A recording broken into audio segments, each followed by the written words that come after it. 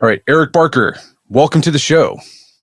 Oh, thanks, Brett. It's great to be here. So I've been a big fan of your blog, Barking Up the Wrong Tree. We were talking about this before we started the show, that you're one of the few blogs that I still have in my RSS feed reader. I use Feedly. We were talking about how we need to make RSS feeds great again. Like they're due a comeback, I think. That's the way I get the majority of my news. I don't know. RSS is still king. It is. We were talking about Facebook has an algorithm, so you don't get to see all the stuff you're following. You're saying Twitter's too noisy. I think the same. I don't enjoy Twitter.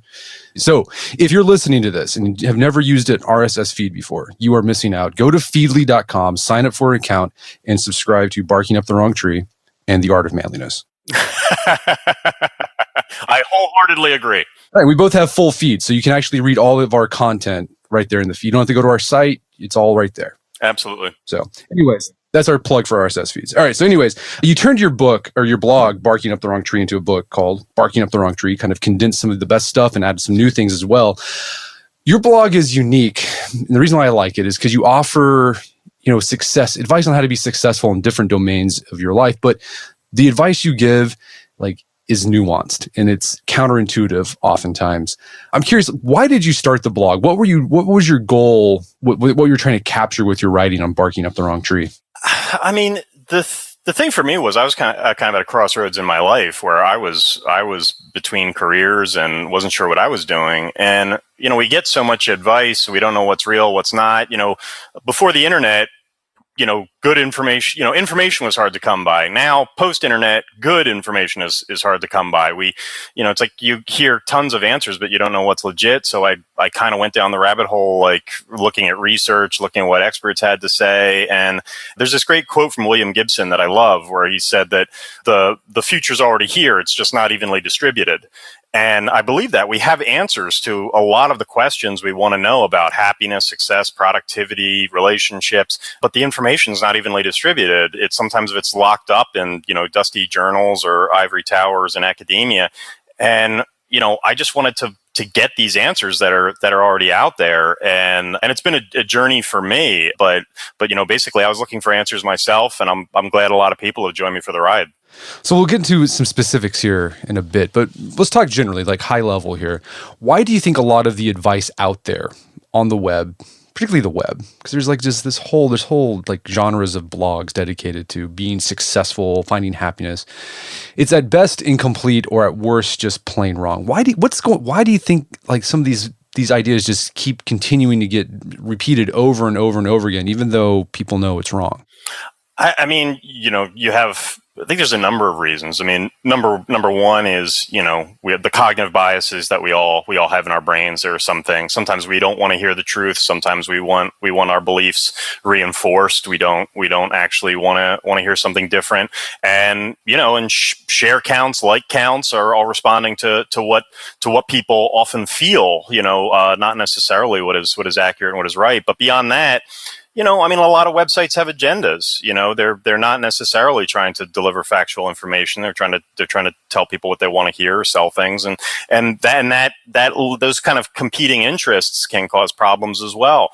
So, the issue is right now it's very easy. Everybody's got a printing press. It's very easy to get stuff out there, and so there's just a deluge of information, and it's hard to figure out, what's legit, what's not. And frankly, most people don't want to read academic studies. Sometimes I don't want to read academic studies.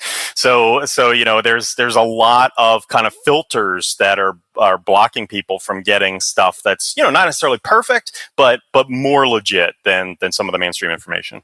And even if something isn't wrong completely, oftentimes I've found that it might not work for me, right? Because a lot of the advice out there, they use sort of a blanket advice. This works for everybody, but that's as we'll talk about here in a little bit, that's not necessarily true. Oh, I totally agree. Especially when you're talking about, stuff that relates to psychology. There are issues of personality. I mean, one of the things I talk about in the book is, understanding who you are. To some degree, most personality traits, many fundamental personality traits, are ridiculously stable over time. When you look at people, when they're a child and when they're old, many qualities stay the same. And so often, it's an issue of accepting who you are and aligning yourself with environments that will allow you to thrive and succeed. not so much changing. And when you look at a lot of the research, everything from management gurus like Peter Drucker to a lot of the work on signature strengths by Martin Seligman at the University of Pennsylvania, what you see is them saying, don't spend an enormous amount of time trying to bring up your weaknesses. You're really going to be, swimming upstream trying to do that. Your time is much better spent improving your strengths. That's where your resources are best spent. So honestly, it's like accepting who you are and moving towards that. It's a much better way than trying to this general advice isn't always going to work. When you know who you are, you can start to say this will work for me.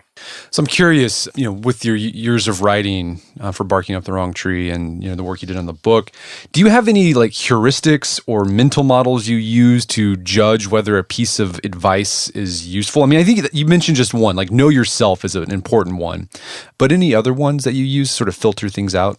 I mean, for me, it's like first and foremost, it's like, okay, you have the basics where it's like, okay, is this from a legitimate university or is this, was this a corporate sponsored study? Sometimes those come up. Are there any, issues there in terms of agendas? Those are obvious ones. But I'd say the biggest one I use is, luckily I've been reading this stuff and posting stuff on the blog for 8 years. And I used to post like 5 study abstracts a day, 6 days a week. And luckily I've developed a gut of sorts. So I'd have to say my biggest one is just that kind of spidey sense where it's like when I see a study that says, hey, gratitude improves happiness. Well, I've seen a dozen other studies that show the same thing. That's really not going to raise my hackles. But when I start to see something that completely contradicts what I've seen before, and there's not an element that makes me go, oh, there's not something it's hinging on that makes me start to reconsider things, then I'll start to scratch my head. And those, 8, 9 times out of 10, those aren't great studies. But on the other side, 1 in 10, sometimes things get overturned. Sometimes, studies get retracted. Sometimes little things that seem little, small factors end up, making a real critical element. Gratitude in this situation might not be so good. So for me, I'm usually looking at, where's the research coming from? What does it have around it? Who's the researcher who did it? But a big part of it for me is saying, does this line up with what we've seen before, or is this some crazy outlier? And if so, why? Is there a legitimate reason or not? Okay, I love that. All right, so let's get into the specifics here because there's a lot of great insights, and there's a ton in here. So we can't get into this podcast, but that's why I encourage people to go out to get the book. But let's take some of these. I don't want to call them tropes. I don't want to call them myths either, because like what I found with a lot of stuff you wrote, maxims. Yeah, there you go. That we take for something that is true, but sometimes they're not true. So let's take a look. I thought this was interesting. This very counterintuitive research you uncovered about valedictorians, like high school valedictorians, are less likely to become millionaires or even high-powered or influential leaders. What's going on there? Because when you're in school, it's like you're just hammered. You gotta do really well in school if you want to be a success in life. You gotta be really well in school if you want to be a leader. What's going on? Why are there so few valedictorians that end up become millionaires or leaders?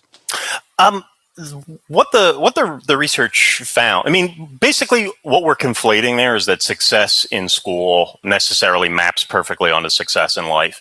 And that's not true. I think we all know that to some degree, and the research is proving that out, where school has very clear rules. Check the boxes, do what you're told, give the right answer, get an A, do well. Life is much more messy, than that. The rules aren't always clear. The rules can be broken sometimes. Sometimes you can go be an entrepreneur, make your own rules. So that's what we're seeing. Basically, Karen Arnold did the research at Boston College, and she tracked valedictorians. And what she found is they do well. It's like they go on to get advanced degrees. They end up doing well in their chosen fields. But what happens is valedictorians settle into the system. They do not generally end up leading the system or revolutionizing the system. And that is because the fundamental thing that school does is reward compliance. It is not rewarding necessarily. Grades only loosely correlate with IQ scores. Actually, standardized tests like the SAT correlate much better with intelligence scores. So you're not necessarily choosing the students who are, have the raw horsepower or raw brain power. You're rewarding students who are really good at complying with rules. And school's very good with that. But once they get outside of it, life's messy. They tend to work in structured environments, play by the rules, and we all know that doesn't always lead to top leadership positions, and it certainly doesn't often lead to revolutionizing the system if what you're focused on is compliance. The other issue that's really critical here is the issue of mastery, and that is that in school, you need to be a generalist. You have to get A's in history, you have to get A's in English, you have to get A's in math if you're going to get that 4.0 and do very well. Whereas the real world generally rewards mastery in one arena. If you go to work for, as an engineer at Google, your math skills and computer science skills better be top notch. But whether you're, really kicking ass in terms of English and history, they don't really care. So school is actually teaching you to be a generalist, whereas life rewards being an expert in one field. So if you say, I absolutely love math and I want to really dive down in math, if you want to be valedictorian, you need to stop studying math and go study English. So kids who, and Arnold found this in the research, kids who are really focused on something and really passionate about a subject are actually punished by the school system, and they're not encouraged to dive down into the areas of expertise that would later reward them. So yeah, we had William Deresiewicz on the show a while back ago talking about this in his book, Excellent Sheep, where he just kind of makes the same argument without going to the research, basically, just showing that schools reward compliance, and it's really good at producing, he calls them sheep, but excellent sheep, right? People who know how to follow the rules. But but as I read this chapter, though, it seemed like you're making the case that, well, okay, with this idea in mind, this doesn't necessarily mean you need to tell your kid to just do terrible at school and pull them out of school. It depends on what their personality's like, right? In a lot of ways, right?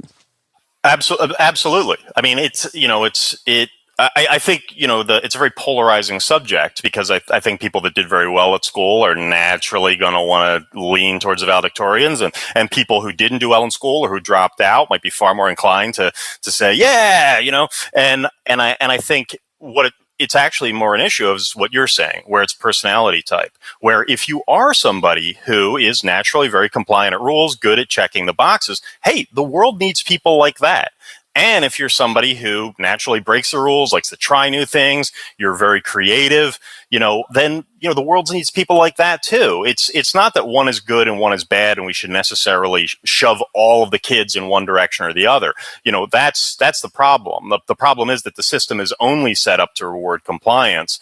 So yes, it's much more about, kind of like we were talking about earlier, it's much more about understanding yourself and then aligning your environment with that. Because if you are somebody who, checks all the boxes, complies with all the rules, and you find yourself in a very chaotic, creative, unstable environment, it's going to be very hard for you to thrive. And by the same token, if you're a really creative, dynamic person who questions the rules and wants to try new things, and you find yourself in a place that, like a government institution or an accounting firm where everything needs to be done exactly according to these specifications, you're going to struggle. You're not going to be happy, and you're probably not going to do well. So it's less of an issue of this is good, this is always bad, than it is an issue of alignment.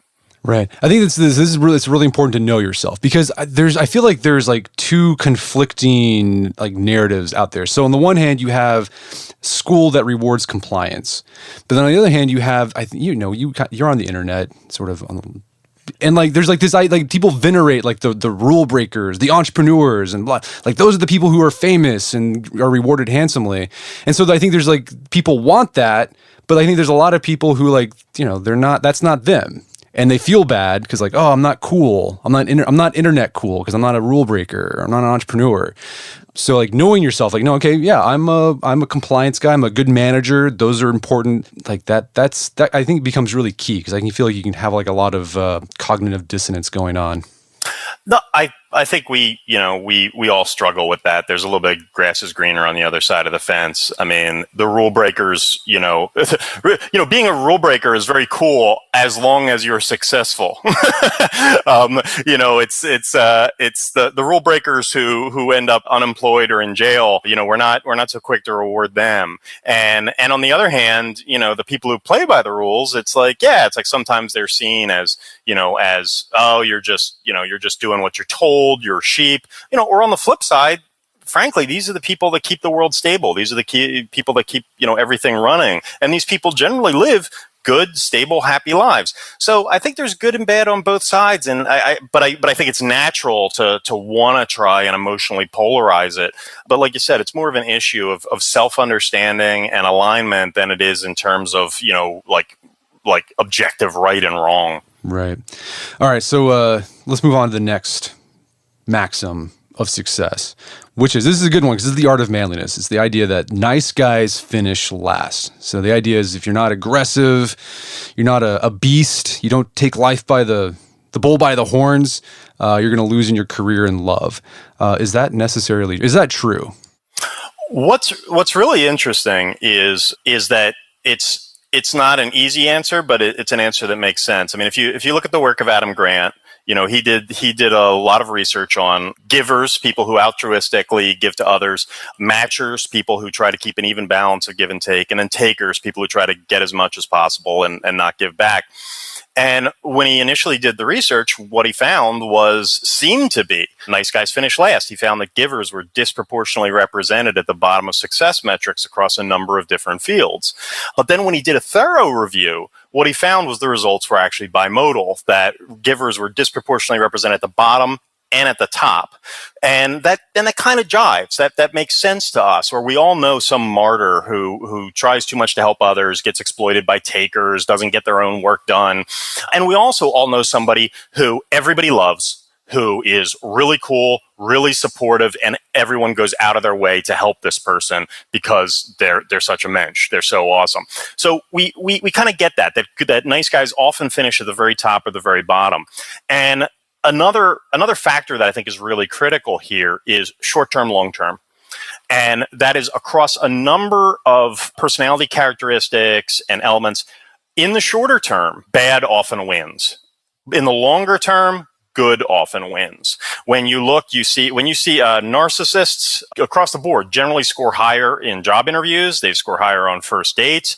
Yet, when you look over time, after a few weeks in a job, narcissists are generally regarded as untrustworthy. And after a few months, relationship satisfaction with narcissists tanks.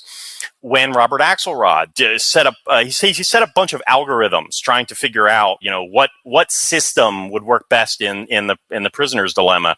And what he found is that the bad guys took the high ground very quickly. But over time, programs that were good won out. And it makes sense because we all know that people who rush out to try and get as much for themselves as possible, who self-promote, who lie, very often can do well initially, but over time, we usually deal with the same people, over a period of time. And we develop a reputation. And once you develop a reputation, unless you can constantly outpace that reputation, people are going to figure it out. And people are not going to want to deal with you. And so it makes sense, but I think it's critical to realize that nice guys need to make sure that they're in the top of the success metrics, not the bottom of success metrics, by not letting themselves get abused. And the second thing to realize is that in the short term, hey, bad behavior can pay off, but over the long term, very often it rarely does.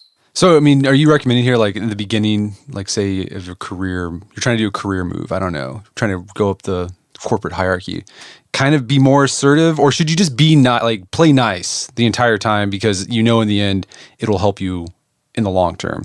Oh, no. I'm not recommending that people do negative in the beginning and then later play good. What I'm saying is that people who are intent on, narcissists, people who are much more selfish and self-focused early on will do well and then will do poorly later. The thing is that what we can learn from the takers, what we can learn from the negative is that they're generally much more assertive about knowing what they want. And they're also very good at self-promoting. And those are two things that don't necessarily have to be bad. Being assertive, again, not deceptive, not lying, not cheating, not stealing, but being assertive about what you want is a good quality. And letting your boss and people around you, not to the point of being a braggart, but letting people know the good work you're doing is important to getting ahead. Now, the lying, cheating, and stealing, not so much. But we need to make sure we're doing those things. Those are things we can take away from the negative side. But overall, what you see is people are often, I think it was David DeSteno at Northeastern University who does some research into human character. What he found is that very often upon meeting people, we're looking at two qualities. We're looking at two issues. Number one, can this person be trusted? And number two, how long am I going to be dealing with this person? And, if there are more steps built into the contract, you're probably going to behave better because the other side is going to have a chance to retaliate. If you're introduced to someone by a friend, you're probably more likely, to treat that person better because it can come back to haunt you as opposed to somebody you meet randomly on the street. So that duration, that length of time that you're going to be dealing with someone encourages good behavior. When you think about, royal families in the Middle Ages marrying off their kids to one another to basically say, hey, we have family in common now. We're not going to go to war. Things are going to be more stable. It's that kind of thing. They call it lengthening the shadow of the future. That tends to promote good behavior because there's not as much of an incentive to grab the money and run. Awesome. All right. So bottom line, be a nice guy, but don't be a doormat, and you're playing the long game. And don't be afraid to be a little assertive, be assertive and promote yourself. Those are some great tips. Another thing that is really critical, Robert Axelrod's research found this and Adam Grant found this as well, is to very much think about the environments you're putting yourself in.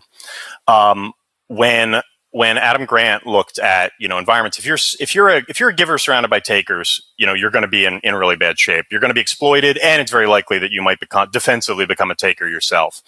When givers are surrounded by givers, the positive effects are exponential. And when givers at least are surrounded by a number of matchers, matchers' fundamental belief in justice and equality means that matchers often protect givers. So for those nice guys, absolutely everything you said. The other thing that's really critical is to just look at the environment you're putting yourself in. Are these good people? When I spoke to Bob Sutton, who's a professor at Stanford's Graduate School of Business, he said, whenever you walk into a company for a job interview, he said, look around at the people there, because you're going to become like them. They're not going to become like you. And that, we always think of peer pressure when it comes to teenagers and kids, but the truth is peer pressure affects all of us all the time, and we're usually not aware of it. So putting yourself in environments that, really aren't you is not only dangerous in terms of you being exploited, but it's dangerous in terms of your character over the long term. So if you're a giver, don't go to Moldova. And do not go to Moldova. That would not be a good idea. You can read the book to find out why. But Moldova, not a great place. Okay, so let's move on to another idea that's really hot right now. I feel like for the past few years is this idea of grit. We've had Angela Duckworth on the podcast to discuss her book and her research about grit. Let's talk about, is there really a benefit to grit, or is it kind of overrated? Or in some cases, or is it one of those things where in some instances you need to be gritty and in some instances grit is not helpful? I think definitely the latter. I think, you can't be gritty about everything. We only have 24 hours in a day. If you never gave up on anything, you simply put, you'd run out of hours in a day. If I never gave up on anything, I'd still be playing t-ball. We need to give up on some things. In fact, one of the things I talk about in the book is the issue of strategic quitting, where it's really thinking about how many things are you doing that aren't really providing value, aren't really providing good benefit. And by quitting those things, you're freeing up more time, energy, and resources for the things you need to be gritty on. It's that issue of realizing what's really important to you. What's that number one? Again, aligning with the work of Drucker and Seligman, where doubling down on your strengths, doubling down on what's important to you. there's only 24 hours in a day, period. The only way you get more hours is by quitting something else. Quitting something else frees up more time to double down on what's important. So grit is critical, but this idea of a universal never give up is, completely unrealistic. Actually, to Angela's credit, in one of her research studies, she said that, quitting things early on in life is really important. Because you need to try stuff. You need to get out there and make little bets, as Peter Sims calls them, to try things, to figure out what to be gritty at, to figure out what your passion is, what you're interested in, what is worth, devoting those K. Anders Ericsson 10,000 hours to. So grit is absolutely a fantastic thing, but we treat it like it's the end all be all and should be applied to every situation. And that's fundamentally impossible. All right, so winners sometimes quit. Is what you're saying. Winners have to quit. Well, how do you decide that? How do you decide it's time to quit something? Because maybe you are passionate about being in a rock band, or maybe you're passionate about your art and you've been at it for years and years and like nothing's going on. Like, how do you decide, like, I got to hang up the proverbial cleats on this so I can go work on something else? It's a fantastic question, because once you raise the issue of quit and grit both being legitimate options, vital options, then it's how do I decide? And Gabrielle Ettingen did research at NYU, and she came up with this fantastic little acronym called WOOP, WOOP. And it's actually a quick little process people can go through to try and figure out, what is worth sticking to and what isn't. And basically what it stands for is wish, outcome, obstacle, plan. Because the interesting thing is a lot of us wish for stuff and it's kind of fun to dream. But what the research shows is that spending time dreaming doesn't move you towards your goals. In fact, it saps your energy because our brains aren't very good at telling what is real, what is not real. That's why movies are thrilling. So when we wish, people actually subsequently do less. What they need to do is first you wish, you dream about what you want, but then you need to make it concrete. You need to say, what outcome do I want from this, and make it concrete. Then all of a sudden you know it's something that is actually achievable.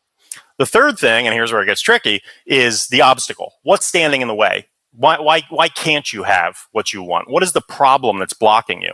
And then fourth is a plan. How am I going to overcome this obstacle? Now, what's interesting about that is it's a useful little tool for helping you start to get to make a plan and to figure out what you want and how to get there.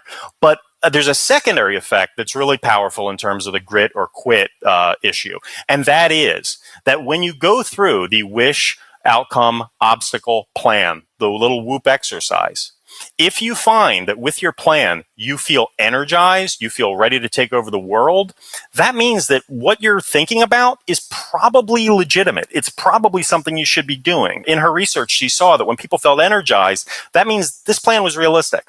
When people went through it and they felt kind of, down or they just didn't feel up to it, they didn't feel energized, often it was because their plan wasn't realistic.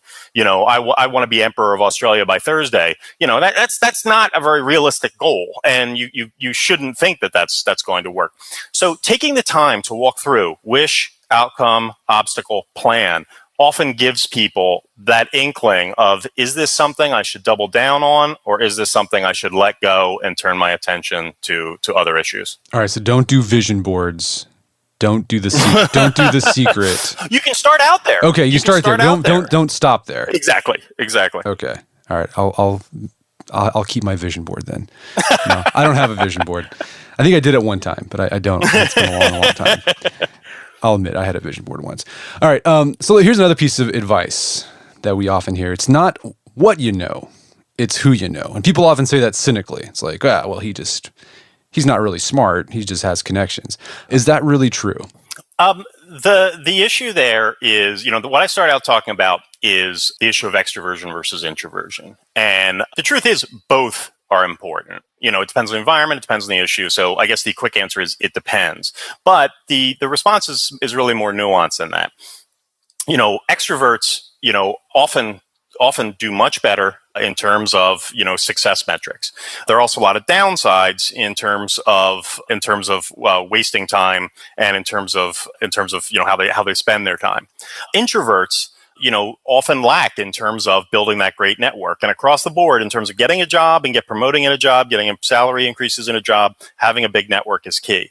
But introverts across the board are much more likely to become experts in their field. You can generally, on average, you can tell whether somebody's grades are good or are better or worse just by knowing introversion, extroversion. Introverts on average have higher grades. They're far more likely to get PhDs. They're far more likely to get Phi Beta Kappa keys.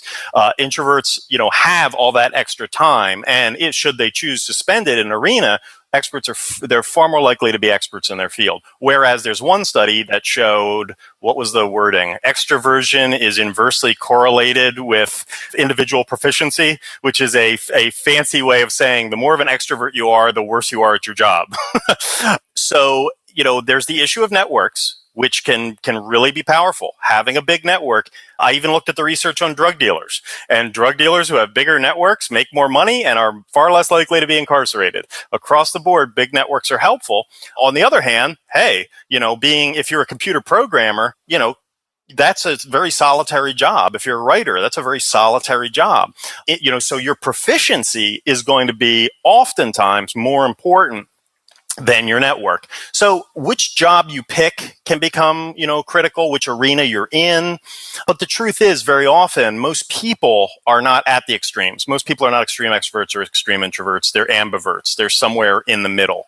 And what we need to decide to do, most individuals who fall into the middle of the bell curve in terms of introversion, extroversion, need to think about which side of themselves do they need to turn on. Is this a situation where I need to be more extroverted? I need to make an effort to socialize? Or is this a time where I need to, turn off notifications, shut the door, buckle down, and work hard as an individual contributor?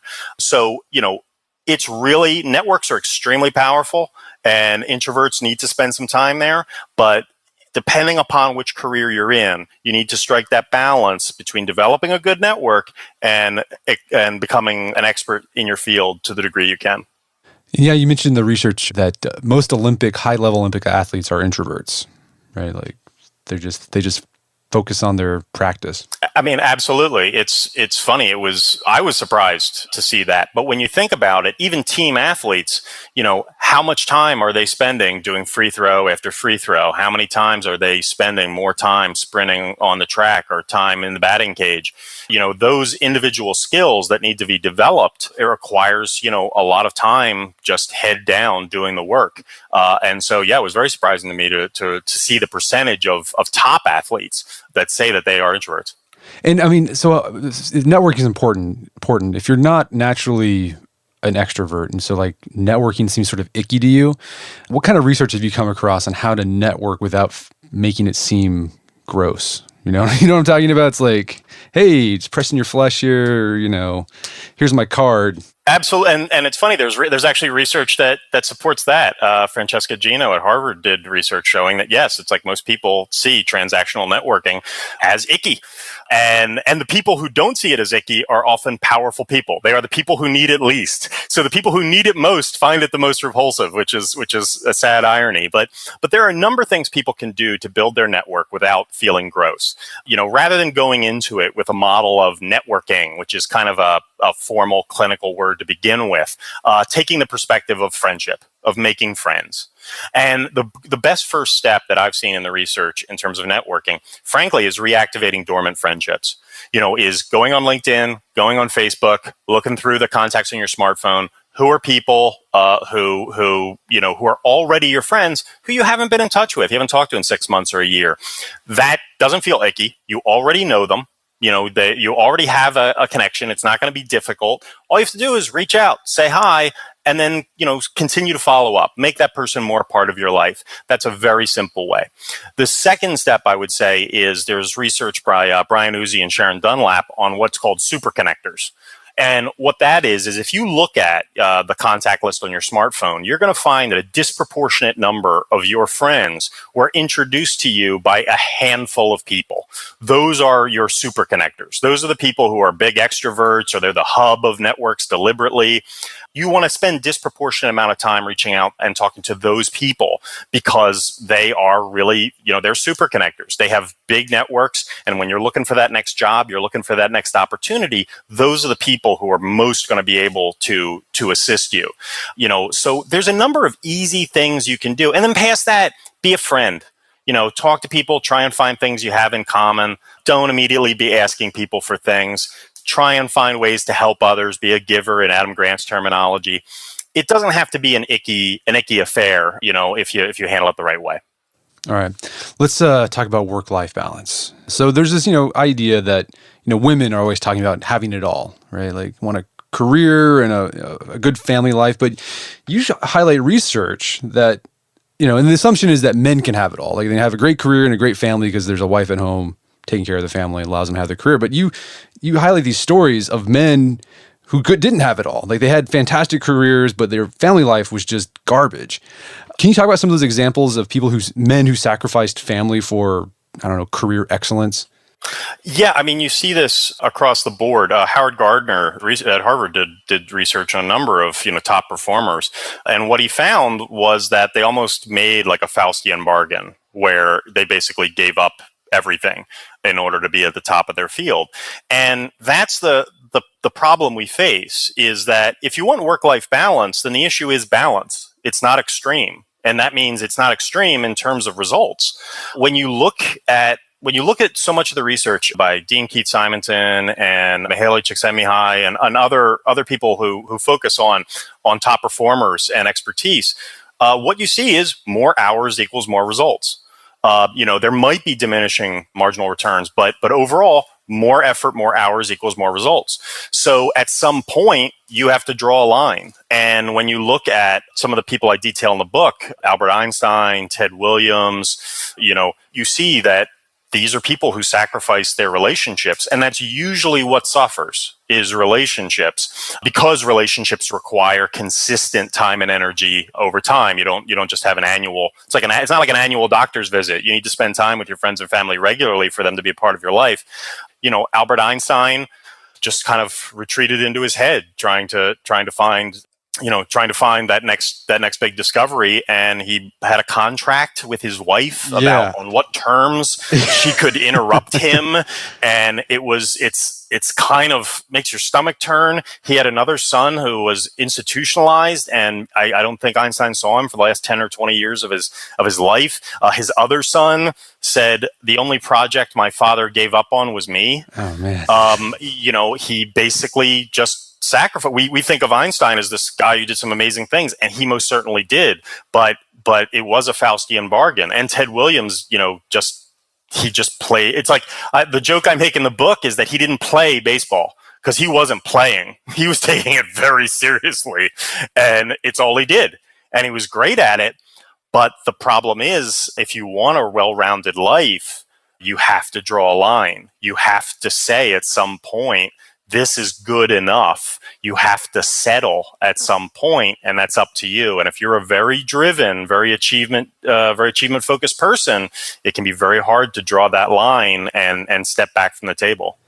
So, I guess there's a lot of insights or advice we can take from this. If you are achievement oriented, you might consider foregoing family, or if before you get into family, like make sure your wife or significant other knows what they're getting into, right? Before they jump in with you.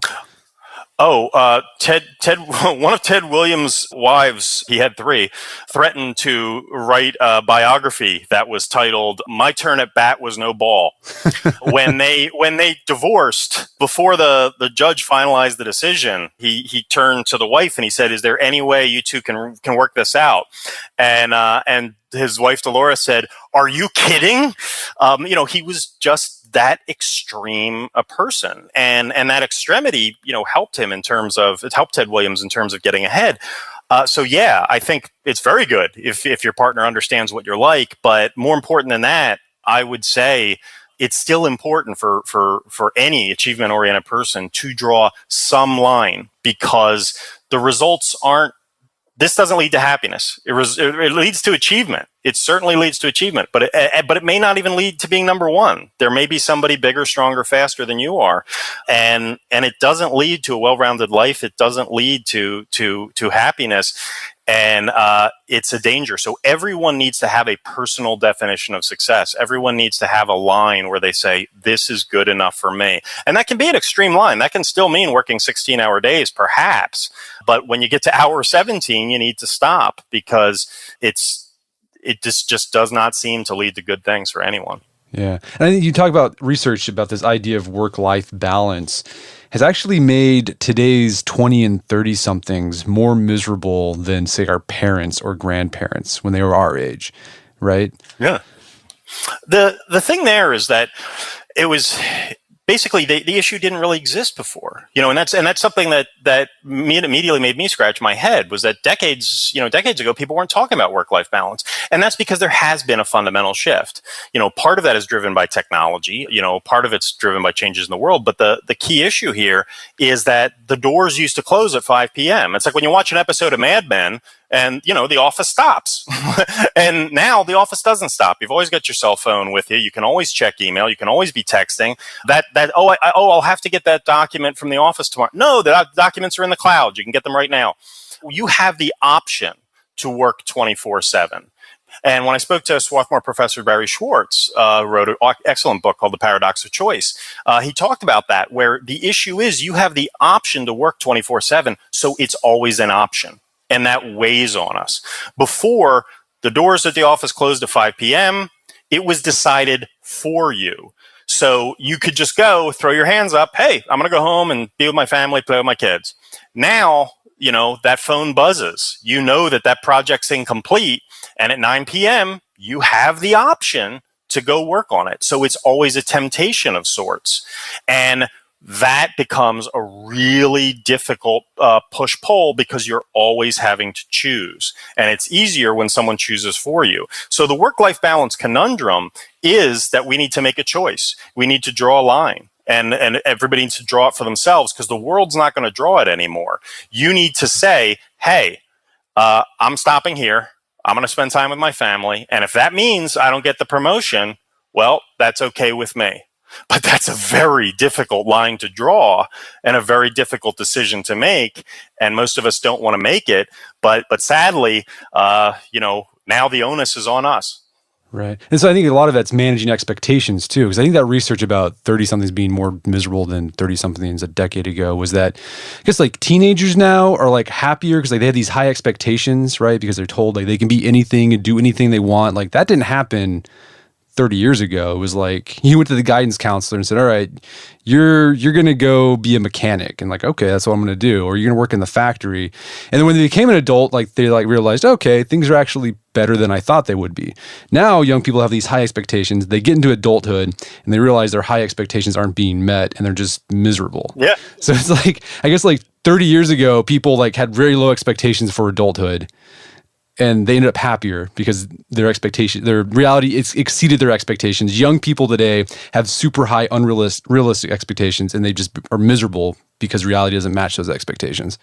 Oh, I think Barry Schwartz told me the same thing. Is that accepting a certain level as good enough and managing expectations is really key. And now what's really hard is with the internet and television, we're getting to see the top 0.0001% of successful people, whether they're the most beautiful, whether they're the richest, the most accomplished, the best athletes, the best singers. Expectations are off the charts, and it's impossible. So when you combine these completely unrealistic expectations with the ability to go to work 24/7, then ambitious people are in a really bad shape. Really bad shape, because they're going to be inclined to overwork. They have these crazy standards and the ability to run on that hamster wheel until they kill themselves. And so that's a really difficult combination. And so it makes sense why people are struggling with it. Yeah.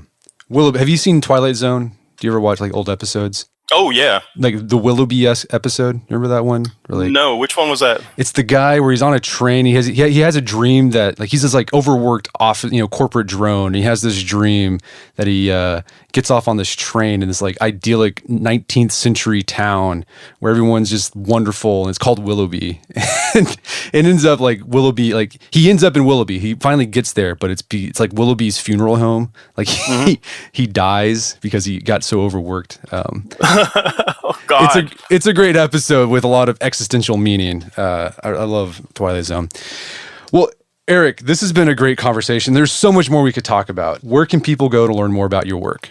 The URL for my blog is a little difficult for people to pronounce. So if they just Google "Barking Up the Wrong Tree" blog, or if they Google my name, Eric Barker, they can check out my blog and the latest I've been posting. The best way to keep up with what I'm doing is to join my email newsletter. And my book is available on Amazon.com. It's called "Barking Up the Wrong Tree," so you can search for that or my name, Eric Barker. Awesome. And don't forget the RSS feed. Oh, dude, RSS is, I mean, sometimes the older tools, rolling old school, works in terms of RSS, man. There's no doubt. That's right. All right. Well, Eric, thanks so much for your time. It's been a pleasure.